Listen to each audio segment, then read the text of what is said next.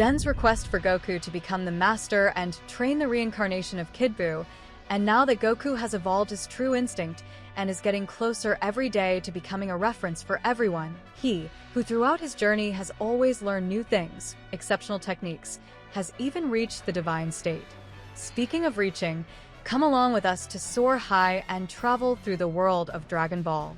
I ask you to subscribe, activate the bell, and leave your like. Dragon Ball Super is heading down a path where both Goku and Vegeta are stagnant in their transformations, and I keep wondering what approach they will bring them to a new stage.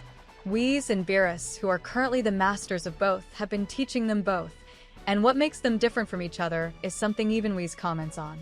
Goku tends to underestimate his opponents and rely too much on his abilities, which can put him in dangerous situations. His incessant desire to fight strong opponents can lead him to make reckless decisions, such as giving enemies time to recover or get stronger. Vegeta is extremely proud and competitive, especially regarding Goku. This can limit his growth, as he often focuses more on surpassing Goku than on improving his own abilities. Vegeta can be impulsive and let his anger take over, which can impair his judgment during battles. Whis emphasizes that both need to learn to stay calm and maintain mental clarity during fights to reach their true potential. But besides that, what else do they have that is different? Think about it and comment below. I know there are many things, and many have already commented, but I'm talking about Vegeta being more like a master for some chosen by him, and Goku being the most captivating. If both master these aspects of each other, beyond what we've mentioned, they would be invincible. Goku is still being helped by many to evolve, and he's missing something to connect with someone and have this maternal instinct like Vegeta has. This would make him evolve much more. He needs something like this to reach another level and take off once and for all, no longer being super reckless. The end of Dragon Ball Z brings us this possibility, as Ub could be Goku's first student, thus becoming a master for the first time. And now, with his true instinct, he could go even further because, often, you learn more by teaching. Later in the video, we will highlight the masters Goku had along the way, and also their legacies. Just to make you really want to stay until the end of the video, I'll include a part of these references, like Master Roshi, who taught Goku something more in Dragon Ball Super. Even after many years, he continues his legacy, and it was in the Tournament of Power. You know what I'm talking about, right? Anyway, this is the path for Goku to become very strong, and he could be like Whis, an unparalleled master with many teachings. Do you think he would do well as a teacher? After all, he loves fighting, so he would teach very well. We've already seen him with Gohan, and his attitude also changed there. He began to trust more in those learning alongside him, and this did him a lot of good. Do you think Goku really has this essence of a master? What does essence really mean? Reflect within yourself on what is so special about something so simple. But regardless, the word essence has many meanings, depending on the context in which it is used. And here, we're getting straight to the point. The path that Dragon Ball Super is on, in its purest and again addressed essence, I make reference to a warrior whose power is going from level to level, always evolving in a way that leaves anyone astonished. It's getting more and more insane. And how does this affect Goku? How will he evolve even more? He needs something or motivation beyond the strong warriors he will face in the future or has already faced. He lacks something that will take him to the next level. He needs something to find himself. Remember back in Dragon Ball Z, when he trained with Gohan in the hyperbolic time chamber to defeat Cell? There, he understood something and seemed to forget it for a while.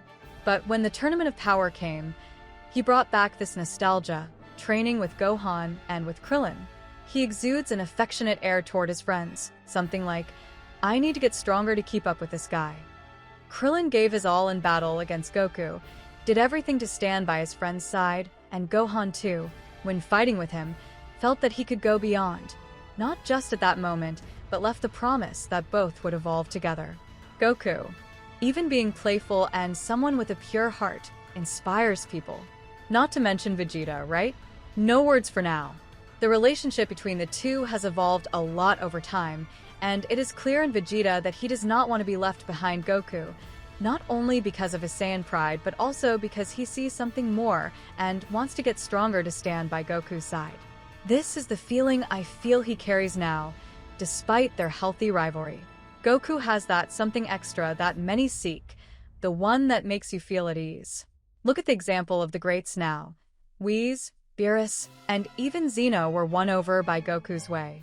He became a key figure, this way of his. It's like an authority figure, someone who is respected for their wisdom and experience. Even when it comes to fighting, he is referenced as such. And he is also often seen as a guide or mentor, or someone everyone wants to be around. The ending of Dragon Ball Z is quite emotional and meaningful. After Majin Buu's defeat, the series jumps forward 10 years in time. Goku participates in the 28th World Martial Arts Tournament and meets Kid Buu's reincarnation, but without the evil side. Goku decides to train so that he becomes Earth's next protector. This ending directly connects with the events of Dragon Ball Super, which take place during this 10-year interval. And here comes the question, will he become Ub's master to find this something extra he seeks? And what will he do now that he's kind of handed over the key to Earth to Gohan? Could this be the moment for the two of them to become Earth's strongest protectors? And what will Ub's limit be? Well, this detail could be a topic for another video. Comment below what you think. Over the years, Goku has always had good references for what it truly means to be a master, each one contributing uniquely to his development as a fighter.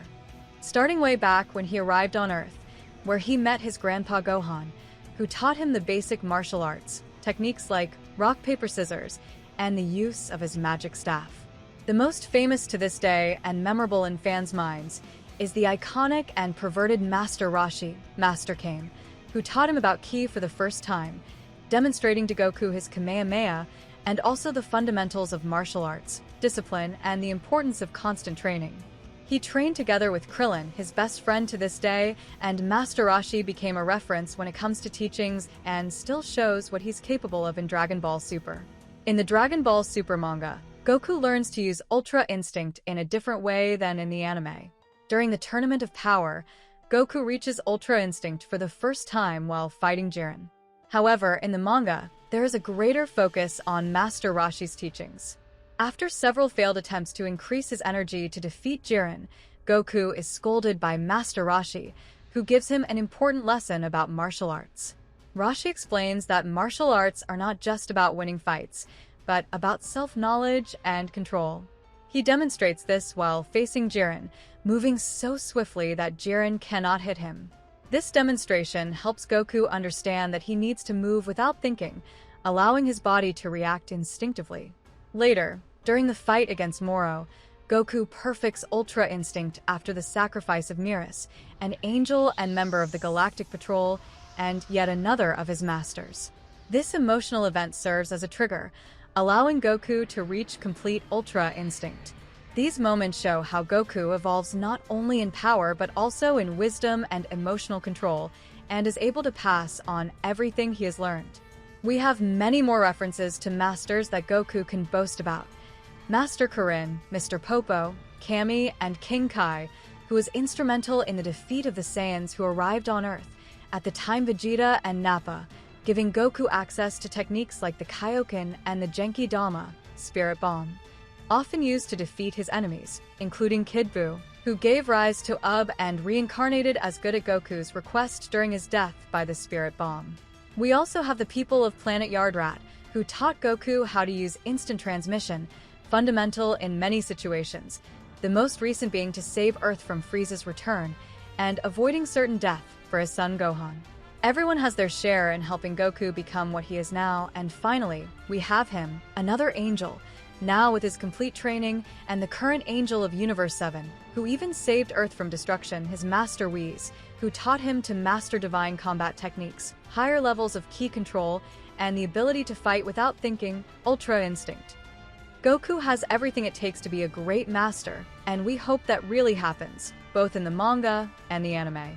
I'm anxiously waiting for that part, where both meet again, as Goku, when seeking Android 17 for the Tournament of Power, learns about Ub, and Ub, unknowingly, also manages to help Goku against Moro, giving him his divine energy.